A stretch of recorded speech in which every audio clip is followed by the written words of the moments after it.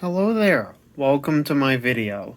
In this video I would like to showcase my childhood laptop, the HP Pavilion DV9000.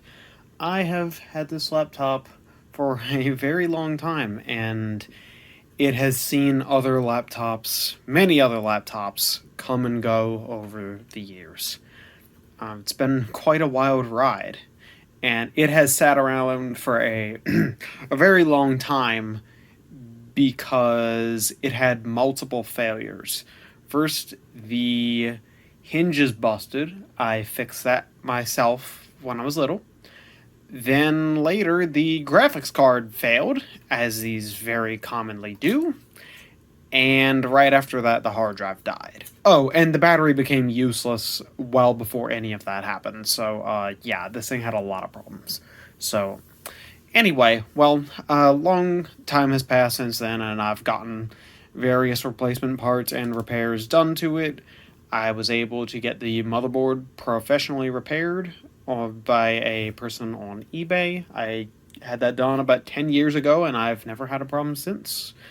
And so, as you might be able to see, I know this thing is reflecting light like a mirror, but this thing is in really, really good shape.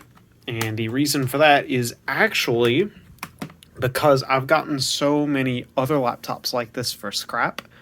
I will take their casing parts and put them on my laptop. So mine is in really, really good shape because a lot of the pieces that I took all came from a laptop like this, which I think had a failed motherboard, which was in insanely good condition. Like, I'm talking like mint condition. It was like, did they ever use this level of condition?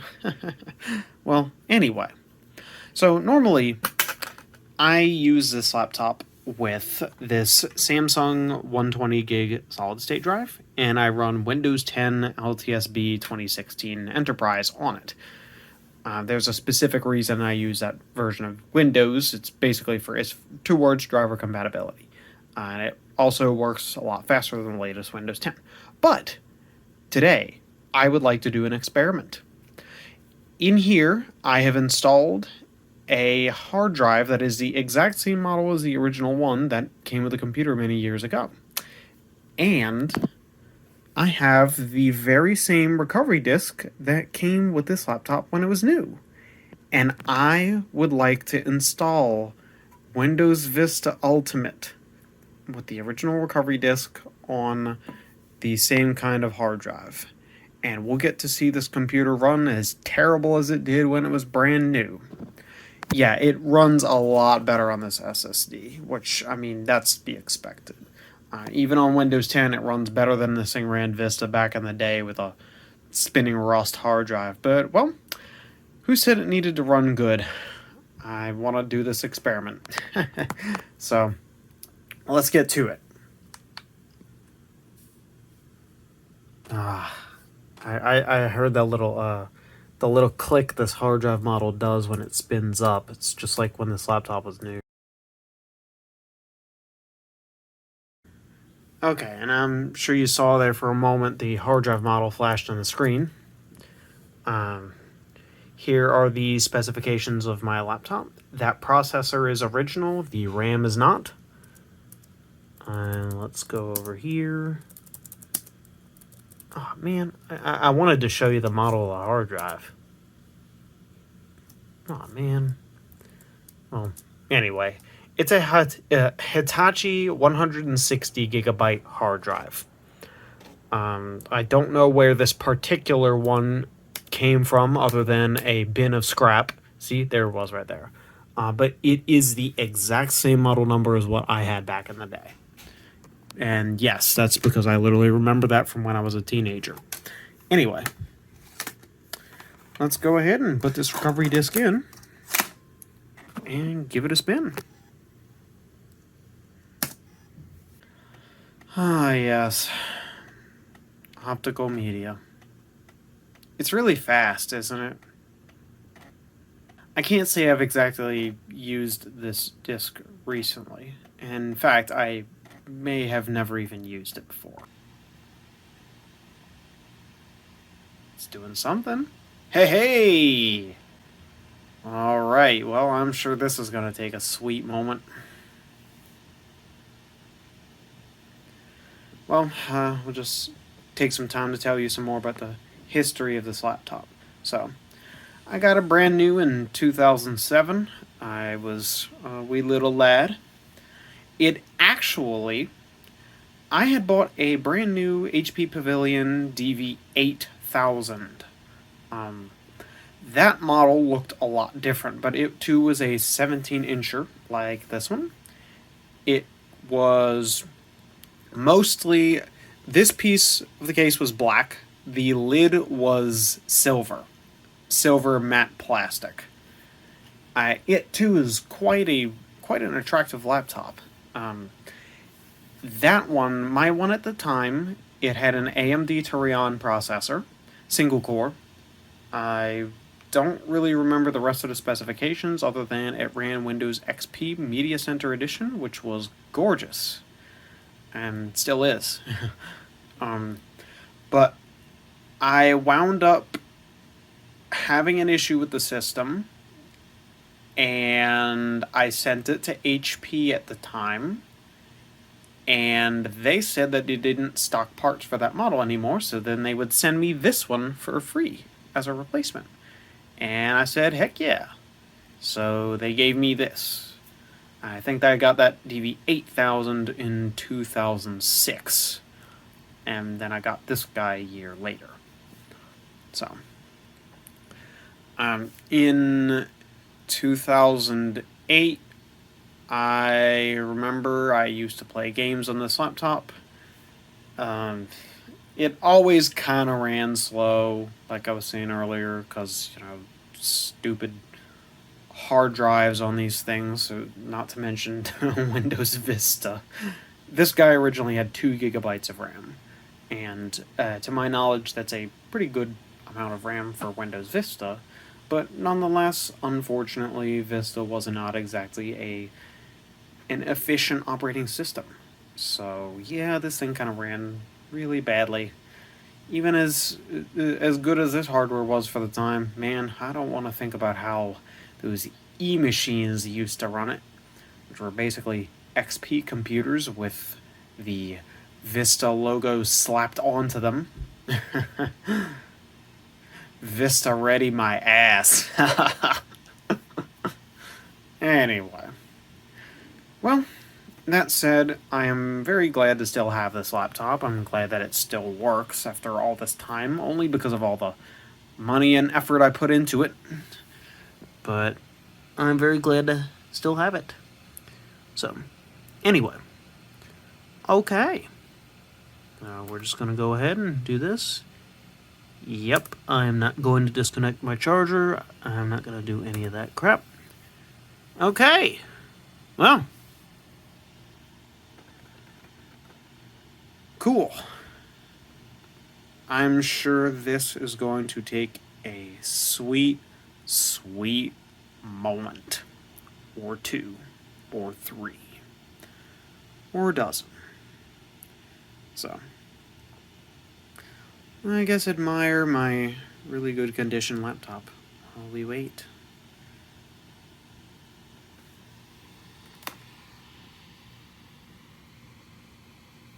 Look how nice this thing is.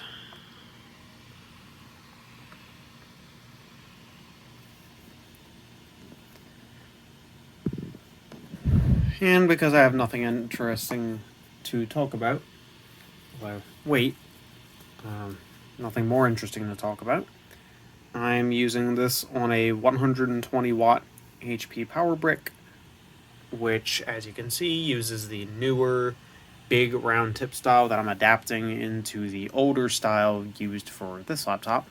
For some reason, I always lose the type of chargers that go with these laptops. I lost my original one for many years, which was fine because it was broken. I lost that replacement. I lost that replacement. I can't even remember how many of them. I don't know. It's these specific chargers. So I'm just using this because that's what I had and it does a good job. And also it's overkill. So, anyway. Oh, yeah. As far as the battery goes in this thing, I bought the battery in this for probably $15 off of eBay in 2015, if memory serves me correctly. It still works fantastic. And it works a hell of a lot better than the original battery did, even when it was 1 year old. And my cheap ass replacement is 8 years old or 9 years old. Jesus, time really flies. 9 years old, and it still works a whole hell of a lot better. 10 minutes. Not bad, I guess. Assuming it actually goes that quick. So, yes. Remember the days we would install our operating systems from optical media instead of USB flash drives? Remember that? USB flash drives were so small at the time that I think the most common size from our memory was 4 gigabytes for, around this era. And I don't know what it would have been, but I imagine an 8 gigabyte flash drive probably would have been pretty expensive at the time. I never had one that big at this point in time, and that's not big enough to store a 4.7 gigabyte DVD ISO file. So generally not big enough for a lot of operating systems. Like you could put Ubuntu Linux on it. You used to be able to burn that on a 700 megabyte CDR, but certainly not Windows Vista, which you install from a DVD. You could certainly put a Windows XP installer on that, but not anything newer than that. And in fact, I actually remember running XP on this computer at one point. It ran ridiculously fast because, of course, it will on a Core 2 Duo, even on a spinning Rust hard drive. I also remember running XP on my Acer Aspire desktop computer that I got about a year after this guy. I used to use the two computers in tandem. I really loved the Acer because it ran very well. It had Windows Vista Home Premium 32-bit, Core 2 Quad Q6600 processor, 2 gigabytes of RAM, 500 gig hard drive. Way faster than this guy was. No doubt it came down to the 7200 RPM hard drive in that one versus this poor thing's 5400 RPM craptacular hard drive that's trapped within the heat generator that is this laptop. The hard drive is under this portion, and this, I mean, this whole laptop gets incredibly toasty, maybe with the exception of this corner, because there's really not a whole lot that happens here. I think I confused the CD drive. Did you hear that? Let me try that again. Oh, whatever. Anyway, jokes aside. But yeah, this corner is really like the most dead corner on this laptop. There's not really anything there, so that one stays pretty cool. This one gets pretty warm. That one gets incredibly warm. You want to guess why? Processor and GPU heatsink. All the crazy stuff. Anyway. Well, yeah, so I'm just going to pause this for now because I don't really think there's a whole lot more interesting stuff for me to talk about while we wait for this loading screen, but I hope you've enjoyed my jabbering thus far. I'll be right back. Hi, it's been about 2 hours. I'm actually just about to go to bed, but I heard the disk drive eject. And it's asking me if I have any supplemental disk. Well, I don't think I ever got one with this, but in any case, if I did, I sure as hell don't know where it is. So, okay, well, it's restarting. I would go to sleep, but I'm really curious to see what this does.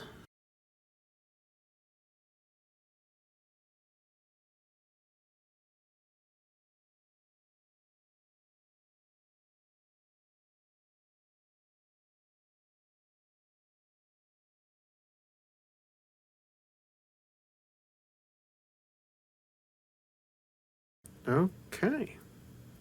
Well, that's good. That is good. Well, I'm gonna tell you what. Since I need to go to bed, I'm just gonna let this guy do his thing, and I will be back tomorrow. I'll see you later.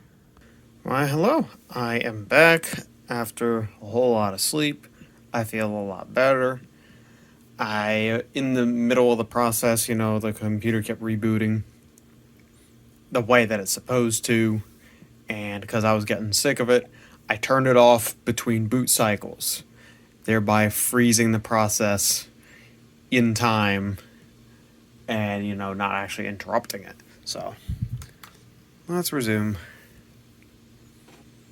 Last I saw, it was saying that it was installing applications, and I heard the Windows Vista startup sound. That's what got my attention when I was laying in bed.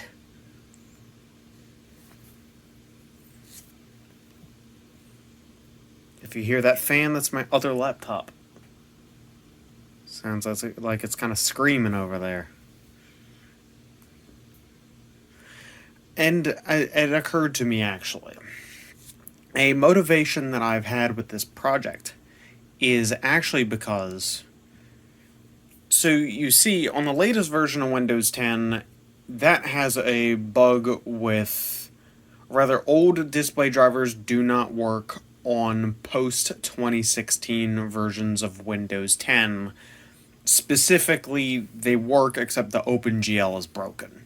So I couldn't play a lot of games on here that I remember playing on this very same laptop back when it was on Windows Vista.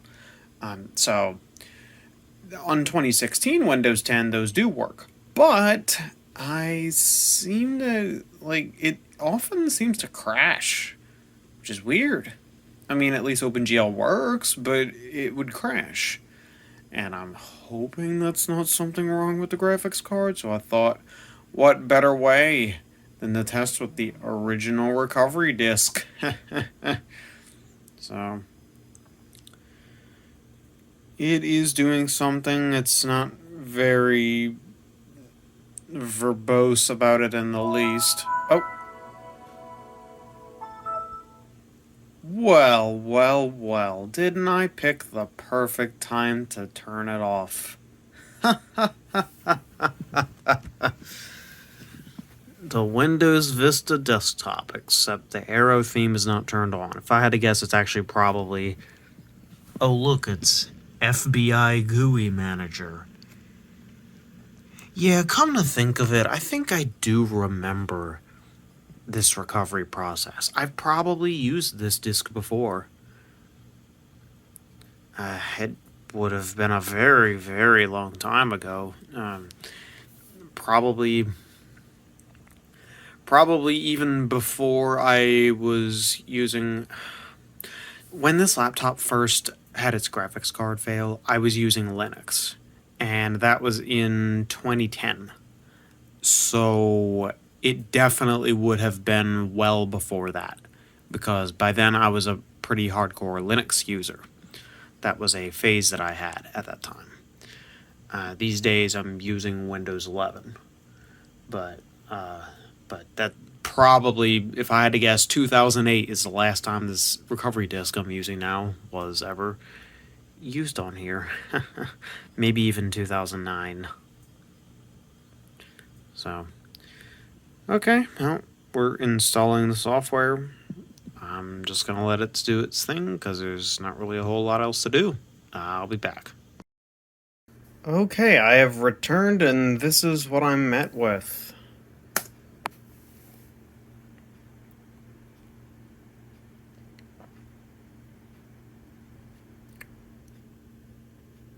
I don't know why that's blue screening. Let's try safe mode. Gee, I guess HP's software broke the Windows install. How do you like that?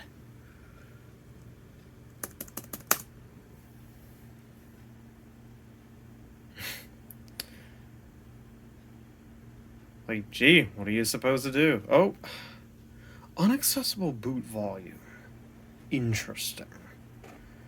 I guess I'm gonna need to perform some file system repairs on here. Well, I'll be back for that. I don't feel like doing that right now. Why, hello, this is future me. I'm just here to say I had to redo absolutely everything all from the beginning.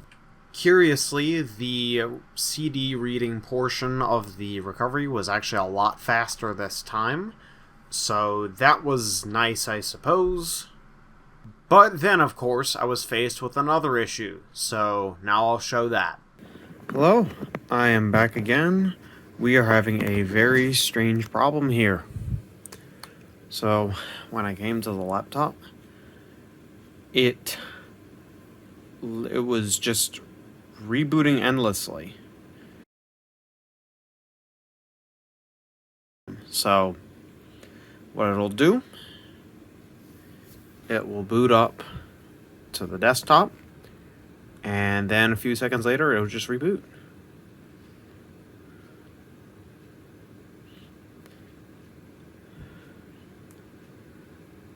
And I really, if I had to guess, what is probably going on, it's normal that the way this procedure works is, it'll install some software package, some bloatware package, and then it'll reboot.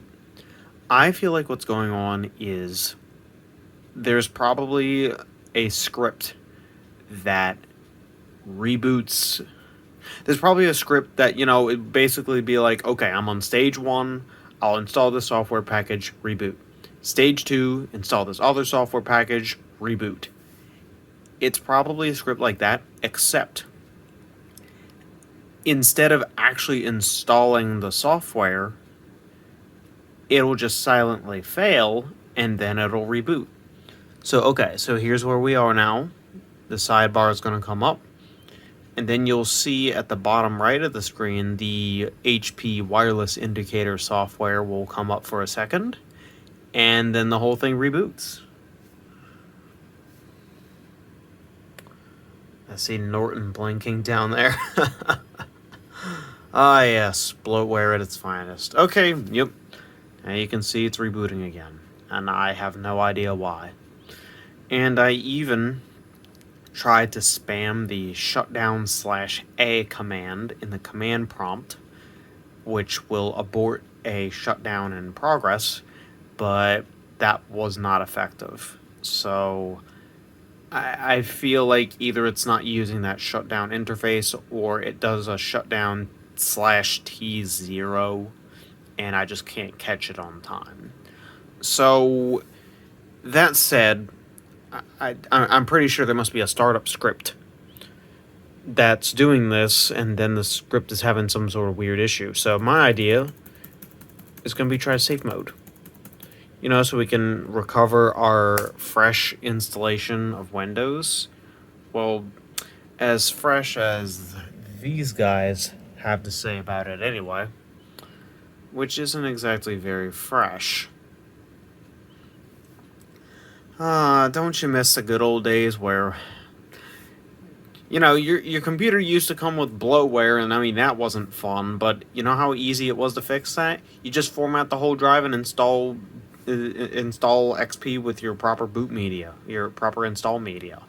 So in this case, you could just, you would just use the Windows Vista install media instead of like HP's version. Now, I'm sure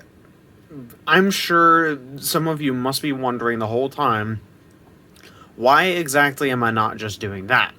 And I forgot to explain that part. Well, that is exactly what I would do, and that is in fact what I was intending to do initially, but I figured it would just be really cool to see if my recovery disk still worked.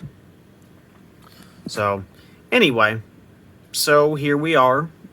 We're in safe mode, and so far it doesn't look like it is giving out. So I'm going to say I feel like it should be in Task Scheduler. But also I'm going to go over here. Yeah, it's not in that one. So I feel like it's going to be in Task Scheduler. Oh, come on. I can't run Task Scheduler in safe mode? Okay, so what would happen if some sort of threat or something made a thing in Task Manager, right? And the only way I was able to get to my Windows desktop was through safe mode. And I can't turn off the thing because Task Scheduler doesn't work in safe mode. I hate those softwares that don't let you use them in safe mode. Like, why not have at least look, I get the reason why is because it's simply because it's not going to load all the components in safe mode. I completely get that, because that's literally the point of safe mode. But why not have like a click this button to enable task scheduler thing like that, you know? Like, click this button to start the task scheduling service so that you can manage your tasks in safe mode. And then, of course, you know, at least if that's when the computer would blow up, and it's like, oh, well, okay, well, that sucks. But you get the idea. Anyway, it's just stupid that I can't even look at it in safe mode, and that I don't even have another way to get into the OS. On a fresh install, mind you. So you see how that's administrator, right? Well, I have an idea. I have an interesting idea. So, seeing as I can't get into Task Scheduler, which may or may not have what I would need to be disabling,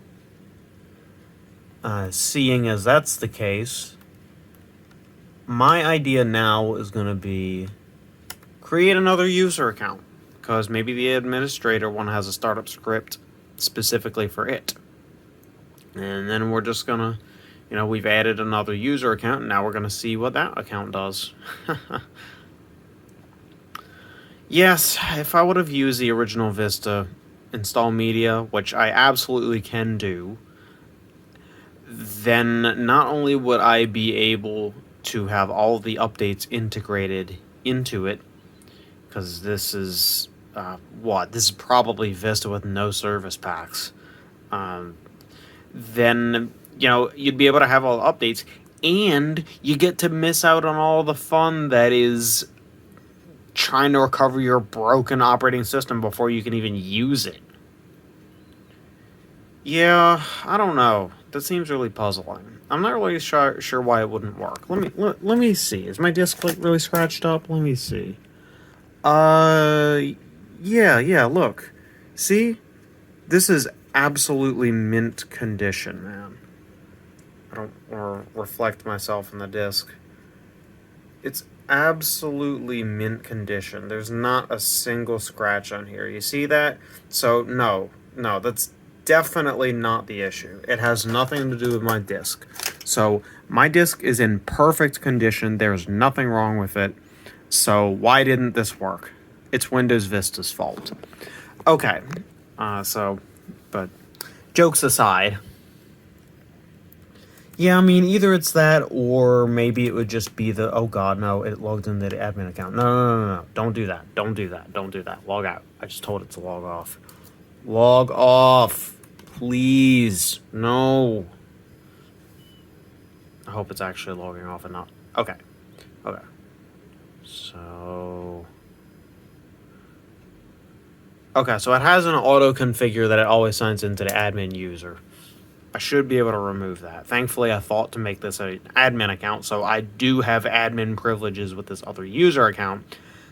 I just don't know if this is going to have the same reboot issue. But yeah, I don't know why exactly it would break. I'm gonna guess maybe some corrupted bit on my my disk that's in absolute mint condition, as you saw, that must have thrown off the script, and it just couldn't copy maybe like one of the software package files, and it would fail to launch the package install, and then it would just reboot the computer without actually understanding that it failed. Now look at this. Look at this. This is probably actually the program that's causing the computer to reboot. and it is definitely part of HP's recovery. So I don't want this to happen. Oh wow, that's actually pretty cool. So this was indeed the original desktop background for this computer. That's pretty cool. Looks nice. It doesn't look like Arrow's working. I don't know if the graphics driver made it through all this. But I mean, I saw the NVIDIA thing a second ago. Let me try this. Man, this is nostalgic. This is really taking me back to when this laptop was new, man. I even hear the Centrino whine. I don't know if you're gonna hear it.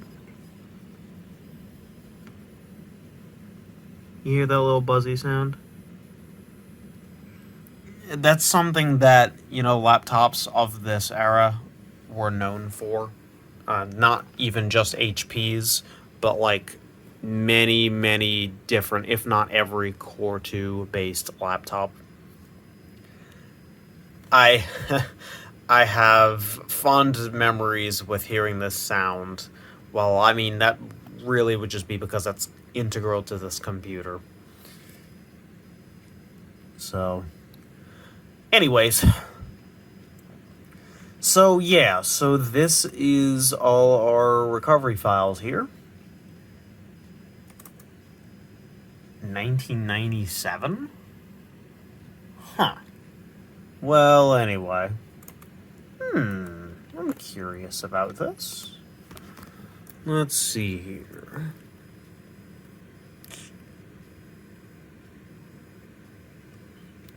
I don't exactly feel like trying to read all that and trying to understand it. Oh, look at this. So this tells you all the bloatware that they're installing. So this is actually probably the script that it uses to be like, okay, install this, install that. Now here's something interesting about that. If this is the installation order, so the last thing that it would install would be the HP Wireless Assistant. So if HP Wireless Assistant is in fact the last piece of software that it installs, then that would actually mean this should be everything. I remember this movie thing. I remember that. Oh, it comes with a little, like, office trial. I can't even say if I remember that. I mean, it's there. This. Oh, I remember when IE had 64 and 32. I remember that. Windows Live Messenger download, Windows Movie Maker, Windows DVD Maker. Man, this takes me back. So, that said, I think all the software is actually on here, and that it is in fact done. So since we saw, this is the State Manager program. So I'm gonna go ahead and run it, and I fully expect the computer to reboot. I just want to see what it does. I fully expect the computer's going to reboot.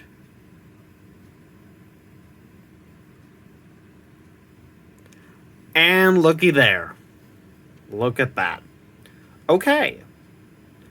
Well, the good thing is now we know exactly what's causing the reboots, and I'm really not surprised that it's this. And all I need to do to make this install work is just, hit the cancel button at the beginning when UAC asks if you want to launch it. Hey, look, it does come in handy sometimes. And then I can put software on here like Nursoft Auto Runs or whatever and be able to take that out of the startup. And then it'll become a working Windows install. I just wonder, why is it? Why is it that it got stuck like that? I don't know. I guess, HP's software, it's an enigma, as all these things tend to be, Not for us to understand, it's just for us to work around. I think that's the motto of pretty much the philosophy of any computer technician that's ever worked on these things. It's like, we don't know why these things are like this. They're just like this because that's what the companies want, so we're here to just try to make this stuff actually work somehow. So, we're not picking the administrator user because that overrides the UAC, which then causes the computer to reboot. So, of course, the steps that the program would need to perform next, I mean, I don't know if there was anything else it wanted to do, but obviously it would have then disabled it would have created a new user account and then disabled the admin account. And then, of course, the computer, and of course, it would take the FBI startup manager or state manager out of the startup, and then the FBI won't be messing with your computer anymore, right? Right? Well, anyway, so I'm just gonna say, no, FBI, please don't mess with my computer anymore. And let's see, what am I doing? So, okay, well, I'm just going to go do this the lazy way, and just rename EXE. And, that way we have effectively taken it out of the startup. Yeah, Office 60-day trial. Yeah, man, this all feels very familiar to me. As it should. So, well, anyway. Well, we did it. We now, somehow, we have a working Windows Vista Ultimate with all the original HP info. And as you can see, it has no service packs because it would be showing that here if it had them. So that's absolutely marvelous, and I'm sure I have a wonderful adventure of updates ahead of me. And also, as you can see, this has a chipset limitation where, my computer actually has 4 gigs of RAM if you saw the BIOS earlier. Oh, the networking is disabled. And also the Wi-Fi driver's not on. Interesting. Whatever. I mean, that's easy enough to fix. I'm really not concerned about that. I can easily fix that. But, and who knows, maybe like somewhere in the system files it might even have the driver. But, I mean, everything must be there. It's just a matter of, like, unpacking it. Like, see that? Oh, wow. This is, like... So, apparently, when you have, like, a computer where the hard drive hasn't been formatted yet, like, you bought the thing from Best Buy back in 2007, and this is how the hard drive looks.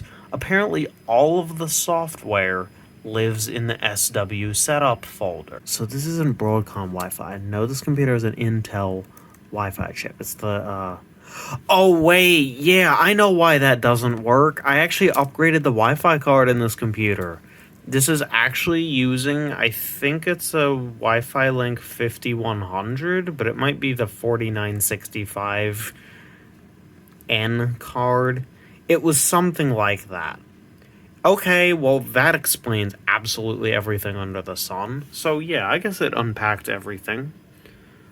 It just never actually re-enabled, or it never actually enabled the network. If I'm gonna guess, that they probably disabled the network card to make certain that there was no way the computer would connect, even if there's an Ethernet cable plugged into it, which would then make Windows run its updates and then cause potentially reboots and interference with the recovery process. So, that said, this thing actually seems to be performing quite well. let me tell you, it's running a lot better than I even remember it doing way back in the day. I mean, I was probably, I would have been running like games and stuff on it, so I might have been trying to do a little too much with it and so on.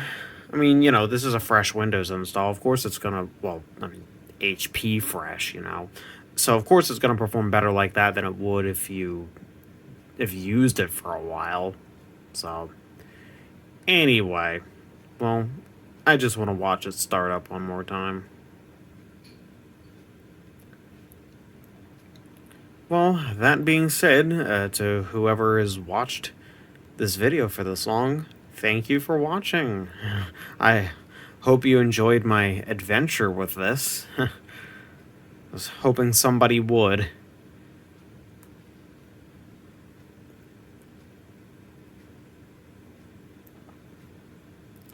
Now, I'm just curious if this is going to run the games that I was trying to play.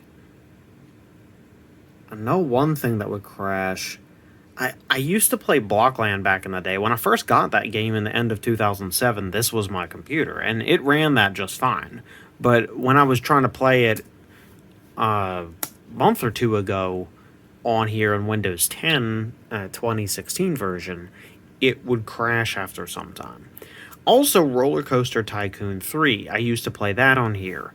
When running that on here in Windows 10, it would artifact like crazy and freeze and stuff. And Minecraft would cause it would run for a short time, and then it would just go, the entire screen would turn black, and the computer was completely unresponsive. It was kind of giving me GPU PTSD, if you will. But I don't want to believe that there's a problem with this card just yet. And that is why I wanted to install the original Windows Vista, which guarantees it with the original drivers that this had back in the day. Man, I'm actually surprised by how well this runs. Why is this running so well? I'm really surprised. Like, this really doesn't feel slow. Like, it takes a minute to start up, and it'll be a lot faster with a solid state drive. But I'm just surprised by how well it loads things. Like, let's open IE, okay? I mean, not that we're going to be able to get anywhere, namely because I don't actually have an Ethernet cable plugged in or anything. Toolbars. Good old toolbars, man. Good old toolbars. Remember that crap? IE7. IE6, the sequel. But yeah, I mean, that opened quick. I don't know. Windows Media Center. Let's see this. Of course, taking Norton off of here could only help matters.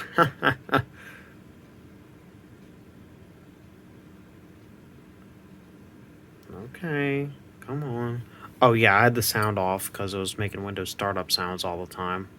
Like every 2 minutes. Oh man, look at that. I remember this.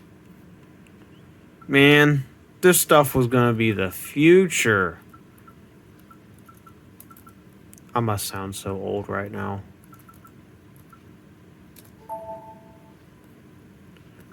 Well, if that's not enough, I'll tell you this. My first operating system was, in fact, Windows 98 2nd Edition. But I didn't really, at that point in time, I was so little, I didn't really know how to use the computer that much. But I remember the Windows 3D Maze screensaver, which is still, that's got to be my favorite. But yeah. That I mainly remember XP and Vista, though. Like, XP and Vista were really, it's at that point that I started to become more invested in computing. So those are mostly what I remember. Man, this thing really does ask you every single time. Oh yeah, if I want to disable the admin account, I gotta do that in the command prompt. I can't just do that over here. So, Norton Internet Security is out of date. I think there's a few more things out of date than just Norton. Finish running the configuration program. Well, you know, let me tell you something about that. You want me to finish running the configuration program? Okay. Yeah. To do that, you go to Control Panel, Programs and Features, you find Norton Internet Security, and you hit Uninstall. I mean, complete. And we're just going to complete it right off the hard drive. So, anyway. Well, I'm going to stop this video here, and I'll just be finding out whether this will run my games or not. I hope it does. Well, bye-bye. Hi, thank you for watching my entire unscripted video on this crazy Windows Vista adventure and the nostalgia that I had in the process. I hope you had a lot of fun watching it. I know it was pretty long and stuff, but, well, I hope you had fun nonetheless. Thanks. I'll see you next time.